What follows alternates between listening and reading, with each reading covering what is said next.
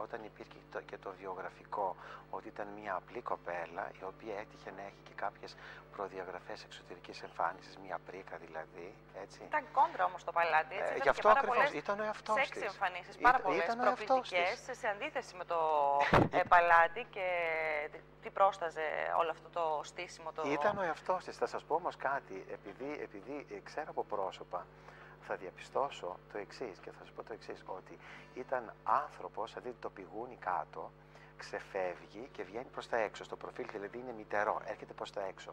Εδώ πέρα έχουμε έναν άνθρωπο ο οποίος έχει μια εγωτική προσωπικότητα και είναι πεισματάρης, που σημαίνει τι, ότι όταν θέλω να υποστηρίξω τον εαυτό μου, τον υποστηρίζω έτσι όπως είναι και δεν σηκώνω μίγα στο σπαθί μου. Και έτσι βγαίνει και φαίνεται. Αυτό το πράγμα την έκανε την Νταγιάννα που ξέρουμε. Εγώ πιστεύω ότι η Νταγιάννα έγινε πιο πολύ από την εσωτερική της προσωπικότητα παρά από την εξωτερική της προσωπικότητα. Δηλαδή ήταν η εσωτερική της προσωπικότητα παρά η εξωτερική, απλά η εσωτερική ενίσχυε την εξωτερική. Αυτό ακριβώς. Η Νταγιάννα δεν είναι αυτό που είναι η Βασίλισσα. Ναι. Την Βασίλισσα δεν την ξέρουμε ως εσωτερικό άνθρωπο.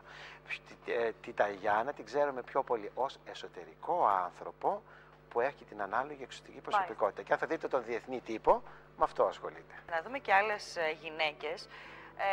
Για την Grace Kelly, μια μεγάλη περίπτωση μιας ηθοποιού από το Hollywood που έγινε πριγκίπισσα και πολύ γρήγορα και πολύ όμορφη πριγκίπισσα, η οποία έβαλε και το κοστούμι, έβαλε το φόρμα αυτό της πριγκίπισσας και της τέριαξε και πάρα πολύ. Και έχει γίνει και μόδα. Ό,τι είχε κάνει τότε γινόταν και πάρα πολύ μόδα. Και ακόμα υπάρχει το στυλ της Grace Kelly. Έτσι δεν είναι? Ναι, έτσι είναι. Εδώ πέρα έχουμε η Νταγιάννα που βλέπουμε. Είναι, ναι. Εάν θα δείτε την εξωτερική προσωπικότητα, την εικόνα αυτής της γυναίκας, είναι μια εικόνα η οποία μπορώ να πω ότι φτιάχτηκε γι' αυτό. Καταλάβατε. Το είχε, λέτε, ως γυναίκα το είχε. Βέβαια ξέρω λίγα πράγματα για την εσωτερική προσωπικότητά της, αλλά η εξωτερική προσωπικότητα είναι αυτό που βλέπει κανείς χωρίς λόγια. Λέτε λοιπόν ότι ήταν γεννημένη Εδώ δεν έχουμε λόγια, ναι. Εδώ πέρα υπάρχει η ευγένεια που έχει η προσωπικότητα αυτή, αποτυπώνεται μέχρι και στην επιδερμίδα. Η ευγένεια. Γιατί βλέπετε υπάρχει μια ευγένεια, ένα sex appeal να το πω, το οποίο έχει ευγένεια. Δεν είναι sex appeal, είναι μια ομορφιά. Το sex appeal έγινε στις ταινίες του Hollywood και η ευγένεια έφυγε στο όχι αυτό, όχι, είναι ντυμένη μέχρι και το δέρμα της γυναίκας αυτής λάμπει από ευγένεια. Είναι μια ευγενική ψυχή. Ναι, είναι άλλο. Εδώ πάμε σε μια άλλη γυναίκα εν ζωή, αυτή τη φορά σύγχρονη βασίλισσα της Ιορδανίας, η Ράνια, πάρα πολύ σύγχρονη γυναίκα, πάρα πολύ όμορφη γυναίκα, καθημερινή, φαίνεται σαν μια γυναίκα της διπλανής πόρτας, δεν συμφωνείτε? Ναι, έτσι ακριβώς είναι, αλλά εγώ θα διακρίνω εδώ επίσης μια ευγένεια, η οποία ευγένεια όμως είναι στα μάτια της γυναίκας αυτής. Είναι η γυναίκα τώρα, αν κρατηθεί εδώ πέρα, θα σας πω το εξής. Βλέπετε το φρύδι πόσο χαμηλά βγαίνει, πόσο χαμηλά πηγαίνει. Εδώ πέρα έχουμε έναν πάρα πολύ καλόν άνθρωπο. Από το στόμα διακρίνουμε επίσης το στοιχείο του πολύ καλού ανθρώπου. Εάν δούμε στο μέτωπο, θα δούμε ότι αυτός ο άνθρωπος, ειδικά για γυναίκα, σκέφτεται.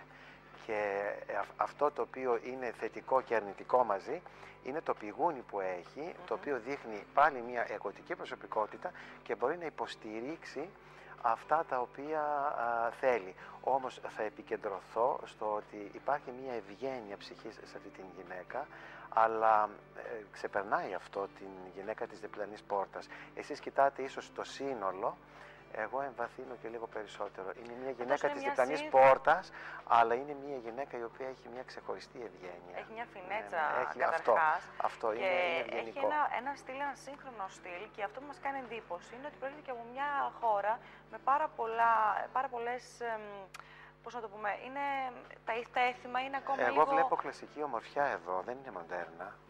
Είναι κλασικότατη η ομορφιά αυτή και διαχρονική. Γιατί πρόκειται από μια χώρα η οποία είναι πίσω σε αρκετά πράγματα αυτό όσον αφορά τις παραδόσεις. Ναι, αυτό είναι ότι έχει κλασική ομορφιά. Θα σας πω όμως κάτι. Στα άτομα αυτά δεν ισχύει η εικόνα αυτή που ξέρετε. Η εικόνα αυτή που ξέρετε είναι για τον κόσμο, είναι για τους ανθρώπους που ζουν σε αυτή την χώρα. Οι άνθρωποι αυτοί ζουν σε άλλες πραγματικότητες. Πάμε τώρα σε μια άλλη μεγάλη γυναίκα, στην πρώτη κυρία της Αργεντινής, την Εβίτα Περόν, με πολύ μεγάλο λαϊκό αίρισμα. Εδώ βλέπουμε μια κλασική φωτογραφία, την έχουμε δει πάρα πολλές φορές και εδώ έχουμε μια έντονη προσωπικότητα και μια προσωπικότητα η οποία κάνει μεγάλη εντύπωση τότε.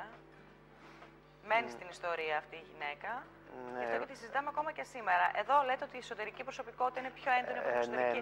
Ωστόσο και η εξωτερική όμως έχει μείνει στην ιστορία της μόδας. Ναι, εγώ πιστεύω ότι αυτό είναι φτιαχτό. Πιστεύω ότι πιο πολύ η γυναίκα αυτή έχει ένα εσωτερικό θέμα και το υπόλοιπο απ' έξω είναι φτιαχτό. Δεν είναι γυναίκα η οποία είναι δείγμα εξωτερικής προσωπικότητας. Η εξωτερική προσωπικότητα εδώ είναι κτισμένη, είναι οικοδομημένη. Εγώ πιστεύω ότι αυτή η γυναίκα και με μια απλή μπλούζα να βγει θα είναι αυτό που είναι, χωρίς να προσθέσει κανείς να φέρει κάτι. Πάντως βλέπουμε αυτό το χαρακτηριστικό το κότσο, πώς το λέτε Σινιόν, το λέτε εσείς. Αυτό είναι πολύ αρχαίο. Αυτό είναι πάρα πολύ αρχαίο. Προηγήθηκε λέτε σαν ναι, για μένα είναι κάτι πολύ κοινότυπο και δηλαδή, είναι κάτι πολύ σταθερό. Περισσότερο από την λόγω θέσης. Αλλά εγώ πιστεύω ότι είναι κτιστό αυτό. Να σας πω και κάτι. Οι θέσεις που έχουν αυτές οι γυναίκες και αυτό που αντιπροσωπεύουν οριοθετείται.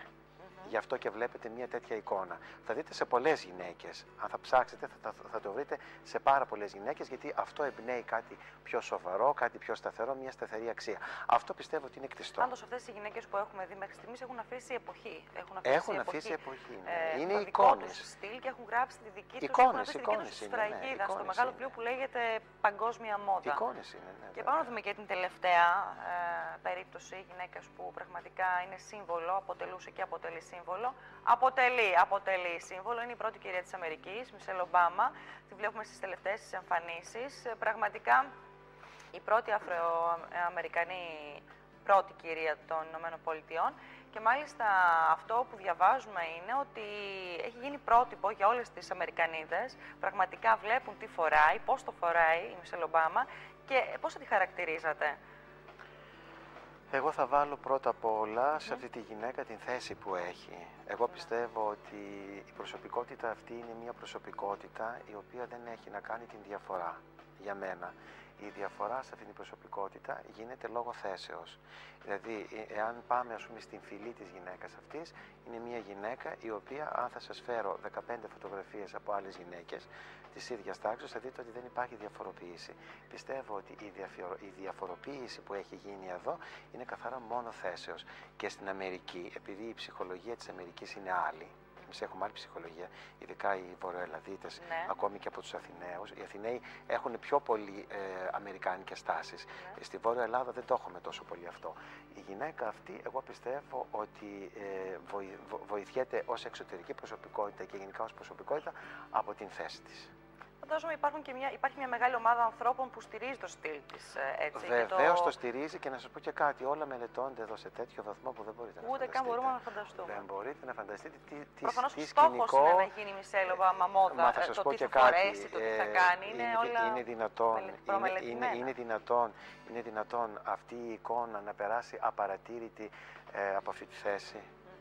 Δεν είναι δυνατόν. Εξάλλου, μόνο το ότι έχει δώσει ένα φιλανθρωπικό τύπο από την αρχή, που χρησιμοποίησε έναν ράφτη, ο οποίος δεν ήταν διάσημος, δεν ήταν γνωστός, μόνο αυτό αξίζει να ασχοληθείς και να μιμηθείς.